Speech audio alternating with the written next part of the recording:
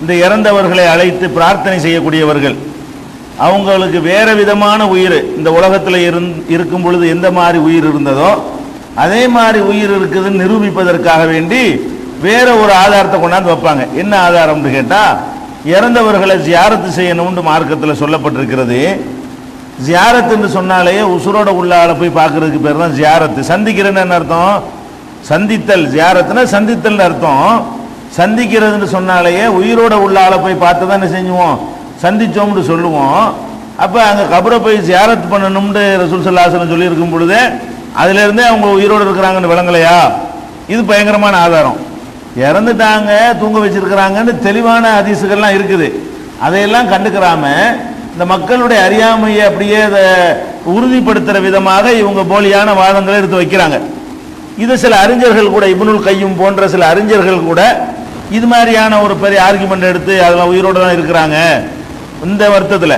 நம்மளும் உயிரோடு இருக்கிறாங்க நம்புகிறோம், அந்த உயிர் வேற மாதிரியான உயிர். வித்தியாசம் என்னன்னு கேட்டால், நம்ம உயிர் வேற, அவங்க உயிர் வேற. இந்த உயிர் தான் எடுத்தாச்சே, வேறு விதமாக உயிரோடு இருக்கிறாங்கன்னு சொன்னால் இல்லை இந்த மாதிரி தான் இருக்கிறாங்க, இல்லாட்டி எப்படி நம்ம போய் ஜியாரத்துன்னு சொல்ல முடியும் அப்படிங்கிற மாதிரியான ஒரு கருத்தை எல்லாம் அவங்க சொல்கிறாங்க. அதனால ஜியாரத் என்ற வார்த்தையிலிருந்து அவர்கள் நம்ம உயிரோடு இருக்கிற மாதிரி தான் அவங்களும் உயிரோடு இருக்கிறாங்கன்னு ஒரு ஆர்குமெண்ட் பண்ணுறாங்க. ஆனால் இது மொழி தெரியாதவர்கள்ட்ட வேணா இப்படி சொல்லி ஏமாத்தலாம். ஜியாரத்துங்கிற வார்த்தைக்கு உயிரோடு உள்ளவர்களை பார்க்கறது தாங்கிற அர்த்தமே கிடையாது. அகராதியில் எவ்வளோ பெரிய அறிஞர்கள் சொன்னாலும் சரி, அவங்க அரபு மொழிக்கு மாற்றமாகவும் சொல்கிறாங்க, நபி மொழிக்கு மாற்றமாகவும் சொல்கிறாங்க. நபிகள் நாயகம் ஸல்லல்லாஹு அலைஹி வஸல்லம் அவர்கள் மதீனாவில் உங்களுக்கு தெரியும், குபாங்கிற ஒரு பள்ளிவாசல் இருக்கிறது. மதீனாவில் நபிகள் நாயகம் ஸல்லல்லாஹு அலைஹி வஸல்லம் அவங்க கட்டின பள்ளி அதுதான். மஸ்ஜித் நபவி கூட ரெண்டாவது தான் கட்டுறாங்க. ரசூல் ஸல்லல்லாஹு அலைஹி வஸல்லம் அவர்கள் ஹிஜ்ரத் செய்து வந்த உடனே மதீனாவில் நுழையிறதுக்கு முன்னாடி ஊருடைய என்ட்ரன்ஸும்பாங்கல்ல, நுழைவு, அந்த பகுதியில் தங்கி அங்கே ஒரு பள்ளிவாசலை கட்டுறாங்க. அந்த இடத்துக்கு பேர் தான் குபா. அதுக்கு அப்புறம் தான் ரசூல் ஸல்லல்லாஹு அலைஹி வஸல்லம் என்ன செய்றாங்க, நகரத்துக்கு உள்ளே வர்றாங்க. அதெல்லாம் ஒரு எக்ஸ்டென்ஷன் மாதிரியான ஏரியா, ஊருக்கு வெளியில். அந்த இடத்துல ஒரு பள்ளிவாசலை ரசூல் ஸல்லல்லாஹு அலைஹி வஸல்லம் கட்டிட்டு அப்புறமேல் என்ன செய்கிறாங்க, மதீனாவுக்கு இப்போ மஸ்ஜித் நபவின்னு சொல்கிறோமே இந்த பள்ளிவாசலை அவங்க கட்டுறாங்க. அப்போ அந்த குபா பள்ளியில் ரசூல் ஸல்லல்லாஹு அலைஹி வஸல்லம் ஆரம்பத்தில் இருந்ததுனால அந்த மக்களோட அந்த பள்ளியோட ஒரு தொடர்பு வச்சுக்கிற என்ன செய்வாங்க, விரும்புவாங்க. அடிக்கடி போயிட்டு வருவாங்க.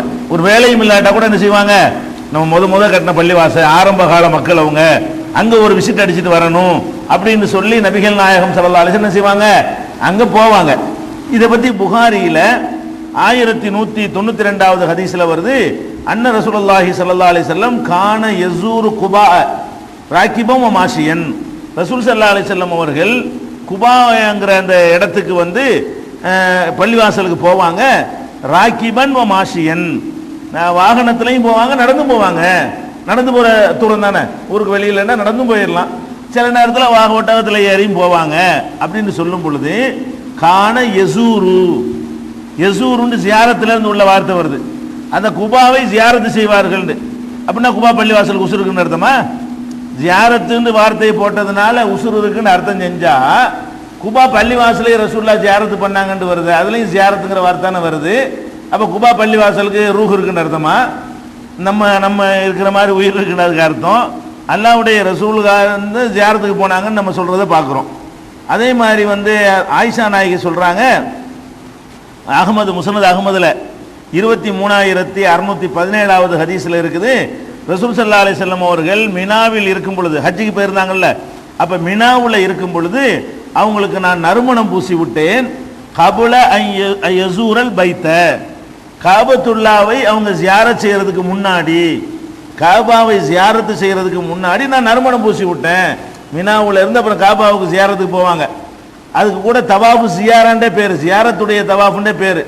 எல்லாரும் இந்த குரூப் வரைக்கும், இந்த கபரு வணங்குற குரூப் வரைக்கும் அதுக்கு பேர் என்ன வச்சிருக்குது, தவாஃபு ஜியாரான்னு தான் பேர் வச்சிருக்கிறாங்க, ஜியாரா தவாஃபுன்னு சொல்லிட்டு.